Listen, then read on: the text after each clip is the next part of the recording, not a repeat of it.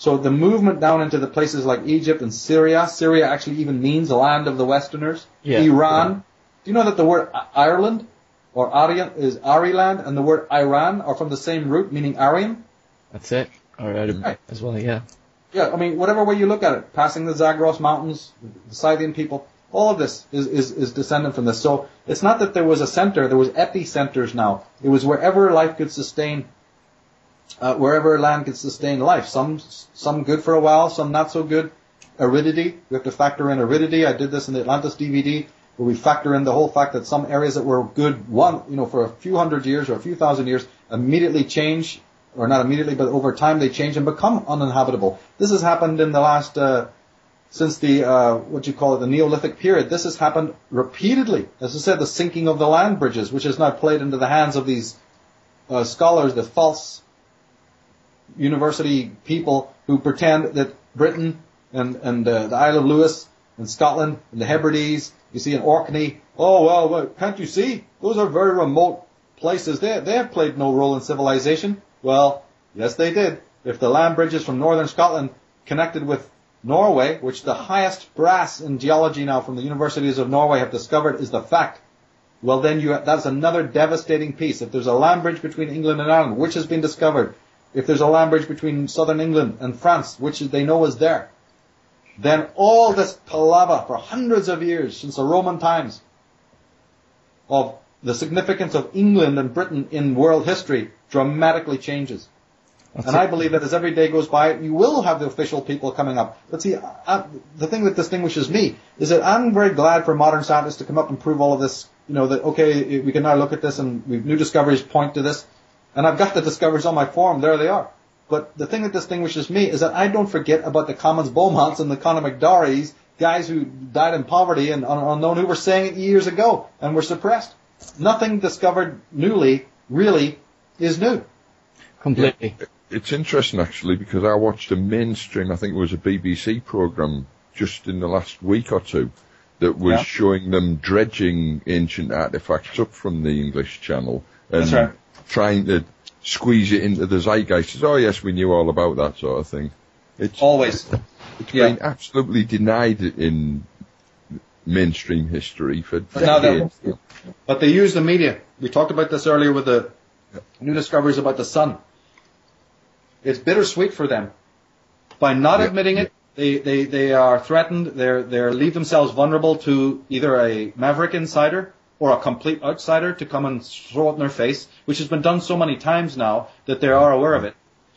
And if they do publish it, of course, the backlash of that is it overthrows a lot of previous. So they don't know what to do. They're like stuck. But by not publishing any of it, by not leaking it and saying, we're the lads, see, at least if they leak it, they can say, it leaked from our sources. It's still officialdom. We're telling you that there's junk DNA. Oh, no, wait a minute, sorry. That junk DNA tomorrow they'll tell you is the ancient DNA that connects to a much greater form of consciousness. You see, everything that the alternative people have talked about will come to pass. It already has, and the quantum scientists have discovered that what mystics were saying has always come to truth. What the ancient Vedic people were saying, there's so many examples of this when they deal with ESP. There's not a thing that they are not going to prove, but the fact is they will try to do it under their own banner. They will try to give the new person who's never read any of this stuff, doesn't know any of this stuff, the new generation is vulnerable because they'll present all of this as we are the authority. We are the ones to tell you, isn't it wonderful? All these new generation people will never even realize you have had centuries and centuries and centuries of disseminating lies. And now you come out trying to say that you're the first to discover X, Y, and Z. What lies? You see, this is the danger. Yeah, we had a guest called Anthony Murray that did some fascinating work on perception management and manipulation.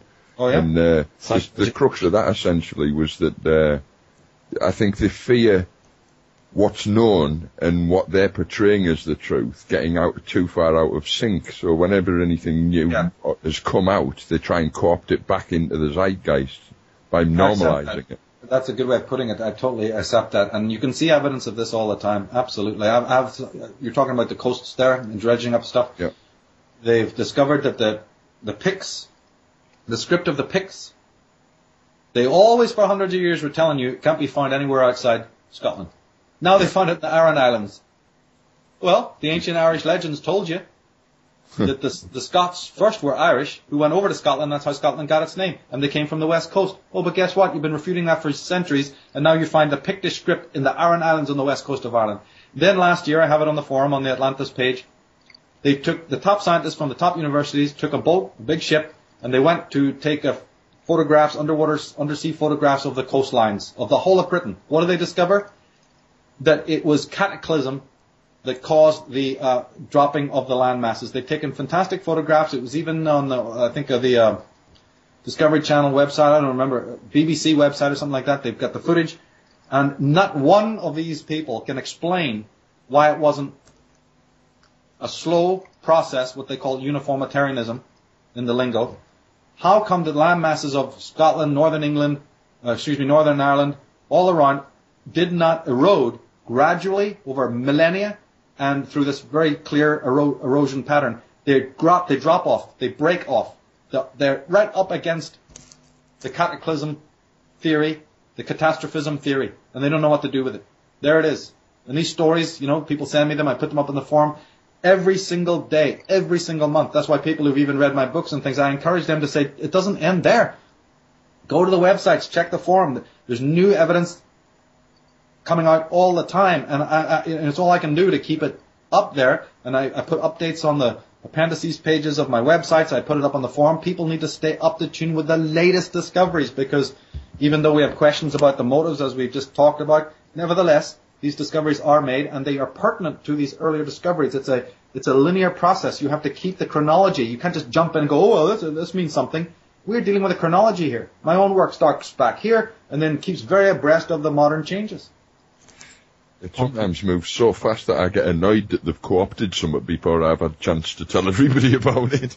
This is a danger. But anyway, even that might concern us, but it need not concern the average person who wants to come in and get the picture, But there are these discoveries. And then don't forget, we have to be very aware of the other side as well, especially with this new fad of finding relics that give credence to what is written in the Bible. I believe that most of those are fakes. They have technology now that can, even on a nano level, manufacture what appears to be coins and pottery and all sorts of artifacts that, John the Baptist was a real living guy. Hey, look, we just found Jesus' earlobe. They can come out with anything to try and, this is a thing I want to watch for. It's connected with the fakery of museums. It's come out, I don't know if people have ever followed these stories, but it's come out in many, many reports that even the artifacts that sit in most of the museums of the world, the ones that show ancient artifacts, are fakes. Really? Yeah, or if they're not fakes, they are cheap duplicates presented to people as if they are the originals. The originals are sequestered somewhere else, and duplicates have been made that are altered. We know this happened even with megalithic sites like Newgrange, where the actual stones of themselves have been altered to give a false dating and false impression. And we know this has happened. There's stories of this. All of the museums of the world have been captured doing this. Insiders have blown the whistle. And pertinent to this, connected to this, is this whole idea. The Zionist movement, for instance, is right behind it. What would now pass for the so-called British Israelite movement. They're not called that anymore, but they've updated. They basically come under the umbrella of the Zionist movement. These people are desperate to prove Old Testament and even New Testament, legends and stories and to verify it. And so there's an entire Leviathan out there, funded probably by the Vatican, to come up with these, what appears to be artifacts. And here's how it works. And people don't have to take my word on this, track it. They will release an artifact, just like they did with this Cameron guy, the man who made Titanic. Yeah. They said they found this tomb of Jesus or whatever a couple of years back, and it's on Time magazine's front cover and all, and the National Geographic covers it. The pattern is this. They will make a discovery. They know it's completely illegitimate, right? But they will send it to the media immediately. It goes to the media, the mainstream media, immediately, so all the world hears about it. Right. But that's before the world experts can even congregate, which sometimes takes years, by the way, to study that artifact. When they study that artifact and find it to be illegitimate, you never hear that. Right, unless because they control the media. Yeah. So this has been the pattern. So again, don't take my word for it, follow it. And this goes for Mycenae, it goes for Greece, the timelines of Greece, the Homeric tradition, Egypt, the biblical findings. They know it's spurious, but they use the media. They use the Zionist media to say, hey, look, we've just discovered this. Everybody buys the big story. They put this famous people's champion on the front to go, yeah, it's legit. They're laughing. They know it's not legit, but they know that by the time the experts congregate, go, no, this is spurious, or this is not pertaining to the Jesus of the Bible. That name was used umpteen times in Judea. Well, you're not going to hear about that unless you dig and you follow and follow and follow. Absolutely. Well, the idea of them creating fugazi artifacts, it just occurred to me, do you remember, does anybody listening remember when the Millennium Jewels, there was an attempted robbery on them? No. It was all in the news and whatnot, yeah? Well, if you remember right, it turned out that they were all very smug because they announced that the jewels themselves behind this £1 million security screen were fake. Yeah. So well, what about the you clearly do that routinely. What about the so-called Ica stones, ICA? Go to Wikipedia, look it up. Ica stones. These were put before you as great testaments to the debauchery of ancient man. They were found in Peru or Bolivia, or God knows where they were found. And these were put before you as of relics that showed all pornographic scenes, and look how barbaric and crazy our ancestors were. And then they turned out to be complete concoctions and fakes. But you didn't find out that they were fakes until way after the point. Yeah, when it wasn't news anymore and nobody was interested. Yeah, but when it comes to this biblical stuff, a Pat Robertson, an evangelist networks, magazines, mainstream news channels, PBS, will jump on the story when it first comes out, knowing that they're appealing to already fanatical minds who will just buy into it without doing any research. Oh my God, they found the tomb of St. John the Baptist. Wow, wonderful, he must have existed. They don't know any of the work that goes into what the Baptist represented or all the traditions from where he came and they don't know any of that stuff, and they certainly don't find out that, wait a minute, can I wait till the other side? When are the papers of the, is there a website? Where is the publishing of the other scholars who come in to study that artifact to see if it in fact dates from that period of time? In the work of Josephus, there's 19 Jesuses. Christians use the work of Josephus. It's fundamental in the teachings of the Christian church to point to Josephus as one of the most important proofs of the Christian movement, because he does mention what appears to be Jesus Christ. All right, but he also mentions 19 other men who are actually sainted. These are other men who had quite a large political or even religious status in those days. How come we never mention any of those guys? Yeah, absolutely. Again, media management even back then, isn't it? Oh, by God, it's never ended, because that's how you gain empire. Empire has certain weapons. That's why I keep saying to my audience, know thine enemy and what weapons they're using. And once you do, your whole world will change. You can no longer be deceived. Yeah, absolutely. Now, we actually have someone relevant who could have some input on this one. I know he's on the line at the moment. We've got a hell of a lot of questions. We've got very little time. We've got no hope in hell's chance of getting through them all. So rather than me ask you and go into detail about the way of the fool and certain Hermetic teachings, we'll see if our very own Troubadour is available to have some input on this one. If you bear with me 1 second. Okay, we'll leave that one for the time being. Now, the question relevant, we've got a couple of them relevant to Ireland, so we'll cover those ones and see if Mark's there. What is your opinion on the IRB and the turning of the seal and their sort of reappearance from the underground situation? You mean in a modern context? Yeah, right now, at this moment in time, I presume. Well, the IRB, the Irish Republican Army, and all of these people are Jesuit controlled. The IRB is the Irish Republican Brotherhood or something, is it? Yeah, the IRA are basically a secret society.